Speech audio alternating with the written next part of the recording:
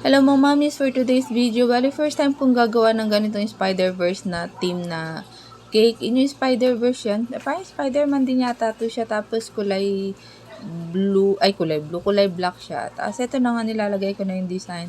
Soft icing lang yan siya, and then fondant details, parang lakas niya, diba, maka full fondant na itsura, kasi nga, sobrang nag-set na yung icing niya na chilled overnight na kasi siya, kaya antigas kung mapapansin ninyo. Hindi ko na yan siya nilagyan ng support pa na toothpick yung mga sa gilid-gilid, kasi nga makapit naman siya. Ginamitan ko ng stencil yung Spider-Man logo. Tapos ito na yung name.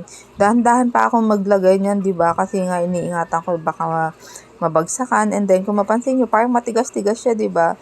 Naka-shield kasi siya overnight. Tapos, eto nga palang topper na nilagay ko dito. Ayan, hindi ko na pinakita kung paano ko ginawa. Lalo na yung tau-tauhan na yan, oh.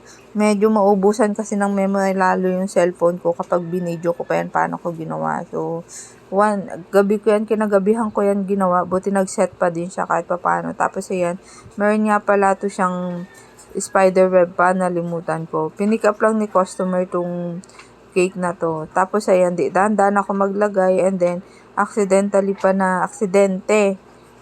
na nahulog, 'di ba? So buti na lang talagang matibay-tibay tong icing na to. Malamig kasi yung panahon ngayon, kaya kahit papaano medyo maganda yung outcome ng mga icing, nagsiset siya kaagad, 'di ba? Per good luck na lang sa summer.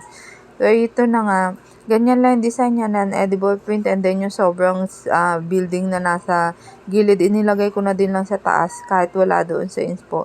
Dalawang combination ng cake itong inspo na pinaggayahan ko. So ito na yung outcome niya. Pinick up lang ni customer, naglalakad lang sila kasi malapit lang sa area, gigewang-gewang. Buti na lang maayos na nilang nabitbit tong cake. So yan lang.